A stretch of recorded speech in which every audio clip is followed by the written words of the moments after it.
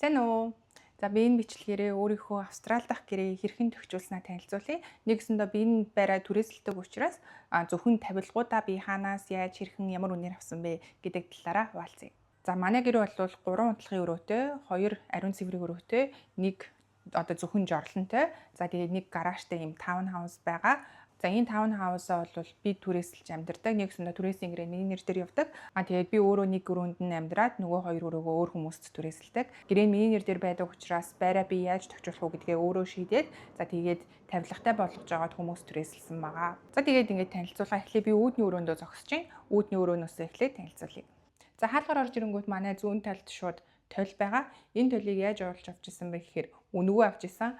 Яаж үнэгүй авч ирсэн гэхээр би нэг цэвэрлэгийн ажлыг явж ирсэн ахгүй юу. Тэгсэн чинь цэвэрлүүлсэн айл маань нүүж ээж таарад. Тэгээд энэ тойл бол үнэгүй авах нь аваарай гэж бичсэн байсан. Тэгэхээр нь би энэ тойлыг авч ирсэн. За тэгээд энэ тойлны цаана болохоор үлгүүр байна. Энэ үлгүүрийг бас үнэгүй авч ирсэн. Яаж вэ гэхээр өмнө нь би нэг 7 давхар байшинд амьдардаг гэсэн ахгүй апартментэд. Тэгсэн чинь тэр апартментэд ер нь гайгүй хүмүүс л амьдардаг байсан юм шиг байгаа юм. Тэгээд ер нь бол ингээд байнгын нэг давхарт нь энэ үнэгүй тэр үнэгүй гэл айгүй тийм хөөхөн хувцснууд эсвэл гоё тавилгануудыг тавьчихдаг байсан. Тэгээд энэ үлгүүр болохоор үнэгүүгээд манай нэг давхарт байж исэн байхгүй юу. Тэгэхээр нь би нэг хуучин амьдарч исэн байрныхаа үүднээс нь олж авч байсан. Нэг ийм үлгүүр байна. За тэгээд цаашлах юм бол манай хичээлийн ширээ байна. Энэ ширээг болохоор би яг автобусны буудлын дээрээс олж авч ирсэн.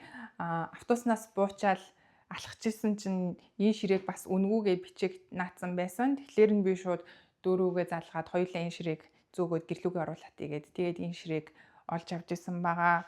Энэ сандлыг болохоор би Facebook Marketplace гэдэг чтэй. Тэн дээр үнэгүй эрхэн нэрээд аваарай гэж бичсэн байхад нь очиж авч ирсэн. За энд болохоор бас нэг юм жижигхэн ширээ тэгээ бас сандал байна. Энэ ширээг нь болохоор бид нэр илүү ширээ гэхээс илүүтэйгээр одоо тавир байдлаар яг одоогоор л ашиглаж байна. Тэгээд энэ ширээ сандал хоёрыг болохоор Curbside-аас олж авч ирсэн. За Curbside гэдэг нь юу юм бэ гэхээр Австралид ингээд дүүрэг болгоно нь жилдээ нэг удаа 7 хоногийн турш өөрсдөндөө хэрэггүй том эд хогшлын зүйлүүдийг гудамжинд гаргаад тавьчихдаг байхгүй юу. Тэгэнгүүт тэр 7 хоногийн хугацаанд хүмүүс өөрт хэрэгтэй юм гудамжнаасаа олоод авчна. Тэгээд хэрэггүй юмнууд ингээд үлдснийхэн дараа 7 хоногийн дараа гэсэн үг нэгсэндээ Brisbane City Council-аас хүн ирээд тэр хэрэггүй бүх эд хогшлуудыг нь хураагаад авчтیں۔ Тэрнээс чинь энд юрдөөсөө энэ сандал надад хэрэггүй болчихлоо. Одоо гаргаад хайчий гэдэг тийм хог хаях боломж бол байхгүй. Заавал ингээд том хог хаях ваучертай байх ёстой. Эсвэл тэр жилдээ нэг болдог Curbside Collection-ыг хүлээх ёстой байдаг.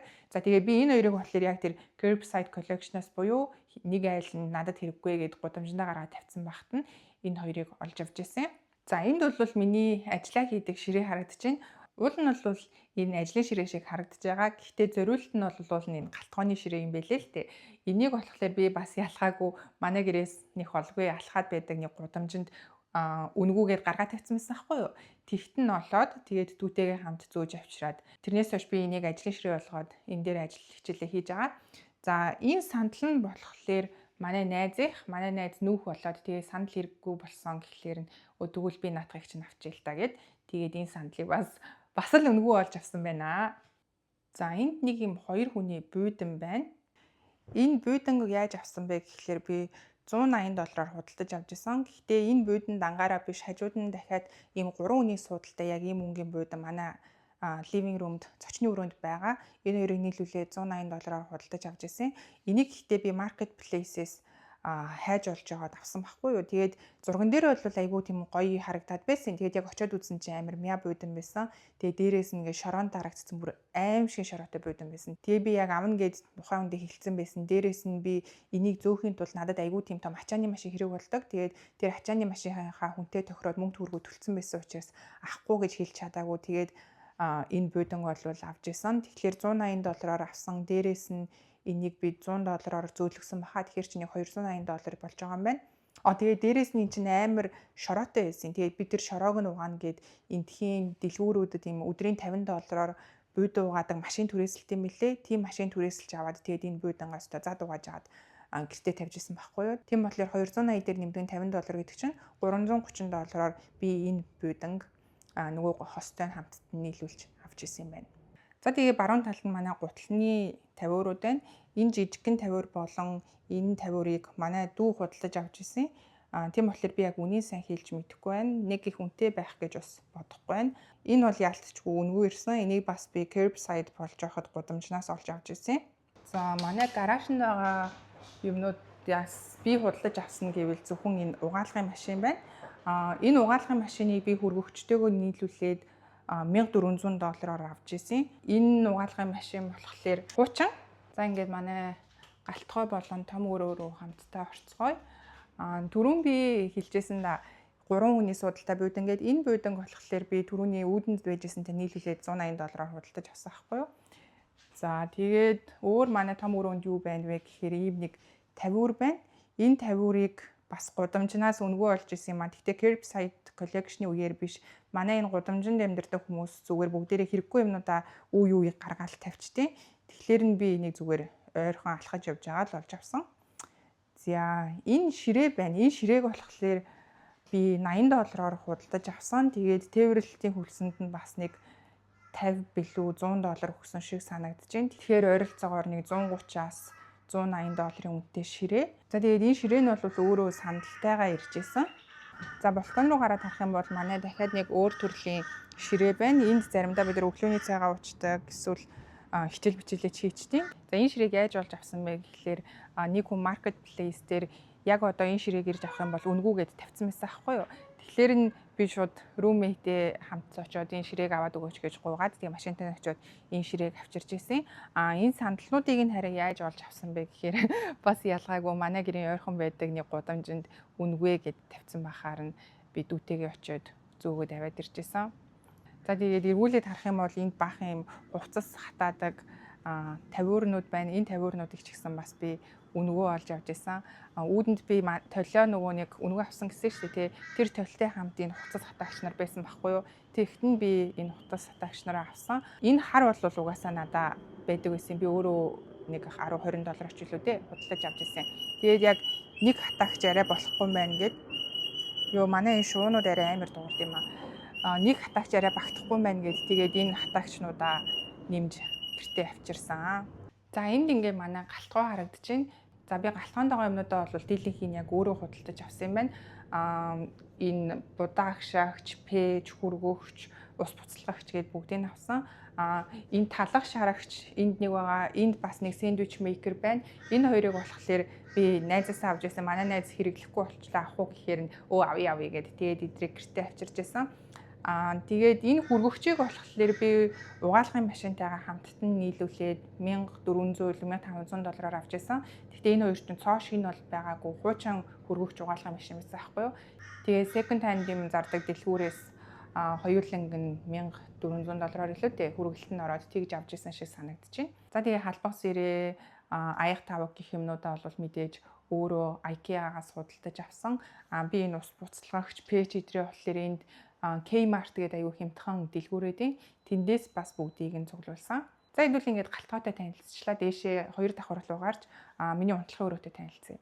Уг нь бол дээр 3 унтлахын өрөө байгаа. Гэхдээ хоёр нь яг өөр хүмүүс түрээсэлдэг учраас би тэр өрөөрөө шууд одоо нэвтэрч бичлэг хийж орж олж чадахгүй. Тийм учраас би зөвхөн өөрийнхөө унтлахын өрөөг танилцуулчихъя. За энэ ингээд миний өрөө байна.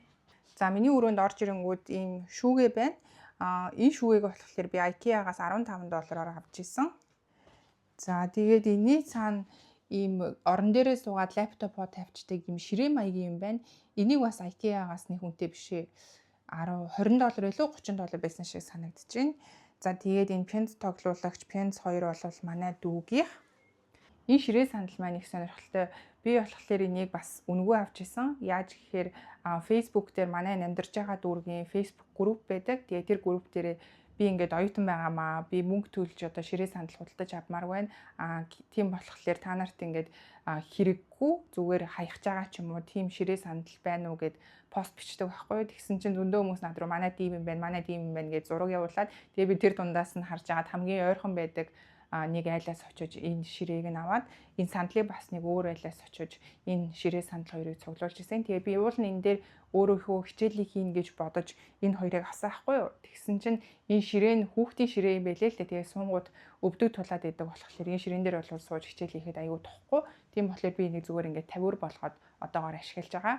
Тэгээд би яг энэ саяны Facebook группээс өмнө нь бас нэг матрас яг ингээх байдлаар олж авч байсан. Яг энэ газартаа буюу одоо энэ байрандаа нүүж ирчээд надад нэг матрас хэрэг болоодсан аахгүй юу. Тэгээд би надад ийм матрас хэрэгтэй байна. Хэрв та нарт одоо ингэж хаях байгаа ч юм уу хэрэггүй матрас авах юм бол би очиод авъя гэд хэлсэн чинь над руу 2 хүн бас чат бичээд надаа яг ийм сингл матрас байна гэд тэгэхээр нь би аль гоёыг нь очиод авч исэн ийм түүхтэй. Энд тэгээд хүмүүс өөр нь бол амьдрал нь айгүй боломжтой болохоор тэрнийгээ дагаад айгүй өгөөмөр байд юм шиг санагцсан. Тэгэл би нэг юм оюутан байна надад туслаач. Надаа ийм юм хэрэгтэй байна гингүүт манайхаас ирээд ийм авчих надаа хэрэггүй гэдэг ч юм уу. Тиймэрдүү байдлаар ер нь бол айгүй тийм өглөгч ханддаг юм бэлээ.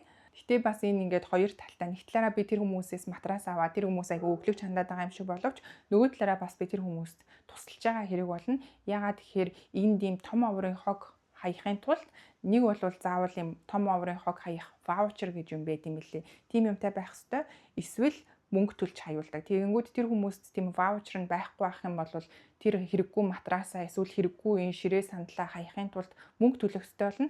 Гэтэл тэр хүмүүс зүгээр мөнгө төлөхгүйгээр би очиод авчих юм бол тэр хүмүүс ч гэсэн ашигтай хэрэгтэй байгаад байгаа байхгүй. Тэгэхээр ингээд аль талтаа вин ийм юм болдгийм байна гэж би бол хувьдаа харсан. За энд бол миний ор харагдчихээн. Энэ доороо юм 2 шүүгээтэй. Тэгээд энийг ингээд наашин татаад 2 хүн унтах боломжтой сундаг ор байгаа. За миний сууж байгаа ор бол бас бэлгийн замаар гэх юм уу. Одоо үнгүй над дээр ирсэн. Яаж вэ гэхээр манай найзын ээж аав нь надад өгсөн гэх юм уу.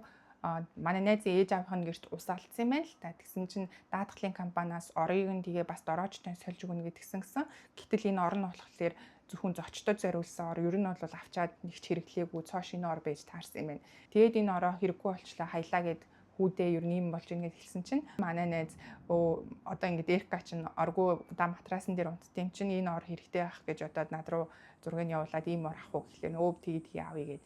Тэгээ би ийм ортой болж исэн. Энэ ор байхаас өмнө нэг ийм подон гэдэг нэг юм байдаг штэ дөрвөлжин мод юм. Тийм модын юм дээр би матрасаа тавиад унтчихдаг байсан байхгүй юу. Тэгээд яалтчгүй ийм ортой болсон чинь ороо сунгах боломжтой ер нь амар л болчт юм лээ. За тэгээ манай гэрийн төвчлөлт болвол нэг иймэрхүү байна. Дийлэнх юмнуудаа ер нь бол би гудамжнаас хайж болж авч исэн. Анх бол би энэ байрандаа яг 3 ширхэг матрастай л нүүж ирж исэн. Өөртөө найздаа тэгээд дүүтэйгээд яг 3 матрас байсан. Тэгээд 3 ширхэг матрастай байсан айлаас одоо ингээд зөндөө ий тогшилтой айл болтлоо төгччихсэн байна. Энийг тавилгыг бол бүгдийг нь анх нүүж орж ирэнгүүтлээ бол би үнгүүд цуглуулж авч бол мэдээж чадаагүй. Бүх юм үнгүй гудамжинд байж гин гэж угаасаа байхгүй шүү дээ. Тэгэхээр боломж гарах юм бол нэг нэгээр нь цуглуусаар агаад ийм их юмуд болсон байна. Анх бол яг 3 матрастай ирчээд тэрний дараачийн өдөр нь бол би дэлгүүр яваад тэр угаалгын машин хөргөгч хоёроо авч исэн. Энэ хоёр бол зайлшгүй байх ёстой зүйл байт юм бэлээ. Тэгээд энэний дараагаар буйдангаа аваад, буйдангаа авсны дараагаар ширээгээ аваад гих мэтчлэн ингээл нэг нэгээр нь цуглуулж явсараа байгаад ийм их тавилгатай болсон. Магадгүй ингээд энэ бичлэгийг үзэж байгаа хин нэгэн хүн эвэрээ чаваас энийг амт яагаад ингээд баахан үнгүй юм цуглуулж аваад идэм бол тоо өөрөө худалдаад авчиж чаддгүй мó ч гэдэг юм уу те эсвэл яагаад хүний хуучин хэрэглээд идэм гэж бодож магадгүй миний одоо бодож байгаа юм гэх юм бол би өрдөөсөө Австралид буюу одоо энэ байранд хэр удаан амьдрахыг мэдэхгүй магадгүй би нөгөөдөр нүүчгийг өгөөсөхгүй. Гэхдээ би энэ одоо ий тогшлоо аваад явж чадахгүй юу гэдэг чинь амар эргэлзээтэй хэрвээ чадахгүй бол би зүгээр хаяал явах байхгүй юу. Тэгэл Facebook дээр тавиал үнгүй эрхэн шууд ирээд аваарай гэж зараа тавьчихна гэсэн үг. Тэгээд авч явхад нэг айгүй хүндрэлтэй. Дээрээс нь эн чинь яг миний одоо их орон биш. Би насаараа энэ газар амьдрахгүй шүү дээ. Тийм учраас би тийм үнэтэй хөрөнгө оруулалт хийж яг өөрийнхөө байрыг тохижуулж байгаа юм шиг их мөнгө зарж тавилга одоо ий тогшил авахыг огт хүсээгүй учраас хүний хуучин юм хэрэглээд байгаа. Дээрээс нь ингээд хуучин байлаа гэд тэр чинь нэг их тийм муу юм гэсэн үг биш шүү дээ. Тэрнийг сайхан угааж цэвэрлж байгаа л хэрэглэхэд ямар ч асуудал байхгүй. Харин ч нэг тавилганд дахиад гоё ингээд 2 дахь айлт нь очих, 3 дахь айлт нь очих тийм боломжийг олгож байгаа. Нэг хэсэндээ энэ тавилгануудыг шууд ингээд хогийн цэг дээр аваачаал хаяхын оронд би гэртээ авчираад энэ тавилгануудад уртнаас өгөөд байгаа байхгүй юу. Тэгж бас сайнаар бодож болох юм. Тэгээд яг одоогоор ингээд бүх юм төр зурих ирээдүй яах нь тодорхойгүй байгаа учраас миний нөхцөл байдалд иймэрдүү байдлаар гэрээ тохижуулах нь бол хамгийн зөв шийдэл юм шиг надад санагдаад байгаа. Магадгүй би энд өөрийн гэсэн хаус тэг байшин худалдаж авчаад тэгээд гэрээ тохижуулах юм бол арай өөр байдлаар тохижуулах байх гэж бодож байна. Би нэрэн болохоор дөнгөж Австралид ирчээд нэг их удаагүй орж исэн. Дээрээс нь тухайн үед чинь оюутан байлаа. Оюутан хүн чинь мөнгөгүй байх нь ойлгомжтой. Бүтэн цагаар ажил хийхгүй, хагас цагаар л ажил хийн. Тэгэнгүүт чинь тэрнийгээ дөнгөж ингээл түрээс мүрээс ойр зур юмдаа зарцуулаад дуусчдаг. Тийм нөхцөл байдалтай байсан. Тэгээд тухайн үеийн нөхцөл байдалд иймэрдүү замаар гэрээ тохижуулах нь бол хамгийн одоо эдийн засгийн хувьд хэмнэлттэй зөв шийдэл байсан. За тэгээд нэг иймэрдүү байдлаар би гэрээ тохижуулсан байна. Миний бичлэгийг үзсэн баярлалаа.